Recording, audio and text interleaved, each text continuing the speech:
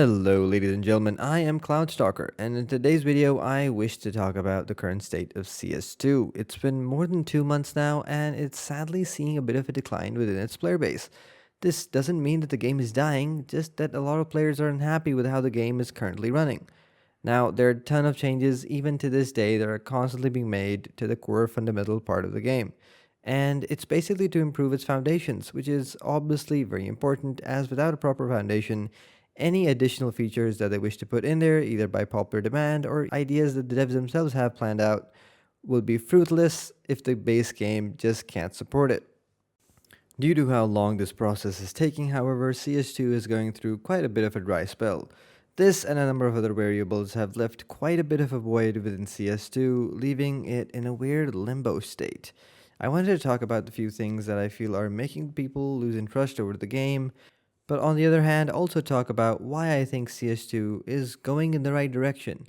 People just end up being a little too overdramatic on the internet, and it doesn't really help that Valve keeps everything close to their chest, so it's really hard to tell where CS2 will end up.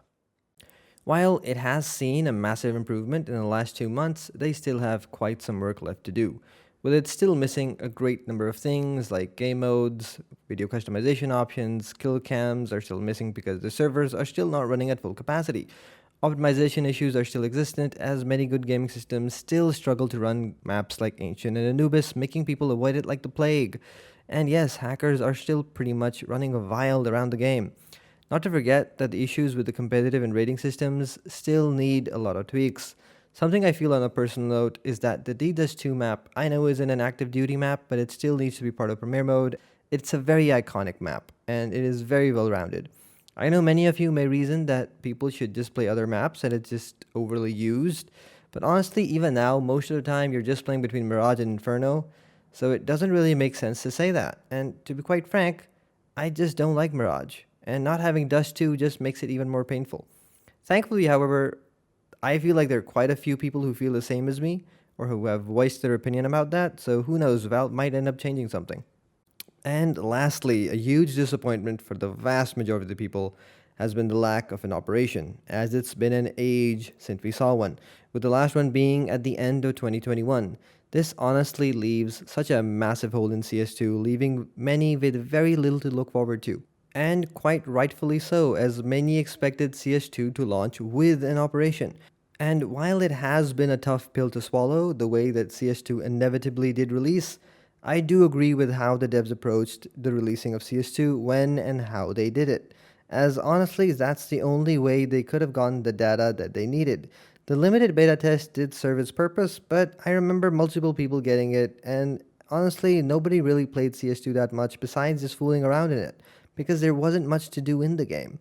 Plus, it was clear from their past game releases that they no longer wished to divide the community between two games. This is also why, in the end, they decided to introduce a sub-tick rate system, as they wanted people who liked both 64-tick and 128-tick servers to find some common ground. Valve claims that it's still the best of the both worlds, which on paper is true.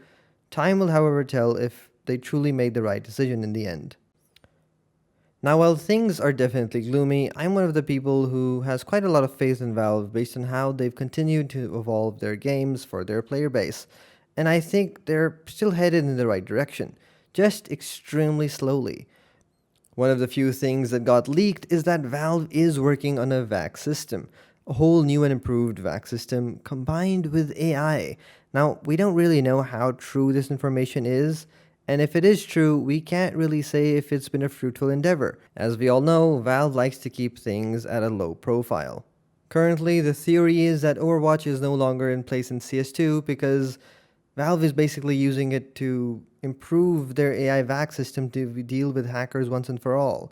This would be a massive deal if it actually ends up working, but we'll all have to just wait and see. There was an interview given to PC Gamer a month ago which really opens up their workings on CS2 thus far, putting a lot of emphasis on the game's base model as much as they can. They openly talk about what the community has been suspecting for years as to how CSGO was awfully limited in what it could achieve with the Source 1 engine. And now that they've deployed the Source 2 engine, they seem to have some big things planned. but it's nothing grand that will suddenly launch altogether in a spectacular fashion, but will rather be introduced gradually, and there's a very important reason for that. You see, out of the many ideas Valve tests around with, most don't see the light of day. But now that they have elbow room they need, they can finally go crazy with the fun new things that they wished to introduce in CS2. This ranges from, yes, additional weapons to new gadgets, which would work remarkably well with the new loadout system that has been introduced. And depending on the gadgets they introduce, there might be some very cool mechanics or bizarre game modes that can be introduced, pushing CS2 into completely new and unknown territory. And this is where their valuable lesson learned through the span of CSGO comes into play. This also explains one of their answers to one of the questions in the interview of what the most three important aspects of each CS map need to be, and they replied with players in all three instances, as they have learned to be cautious on how new things should be implemented, as simply pushing them out into the main game modes would end up being a disaster and have been a disaster in the past. A simple example was the R8 revolver. So for many of the people who wish to see some sudden spectacular changes in CS2, you shouldn't really be expecting that in some shape or form. I'm pretty sure their plan is to slowly introduce these new experimental features in the shape of a game mode or even through operations down the line. They also seem to cherish the new CS2 mapmaker as they deem it to be the future of CS2 as a whole, allowing the community to take charge, and as we've already discussed, Valve firmly believes that players to be the main integral aspect in CS overall, as according to them, only once players go through certain products can they properly know how to balance and tweak those said products.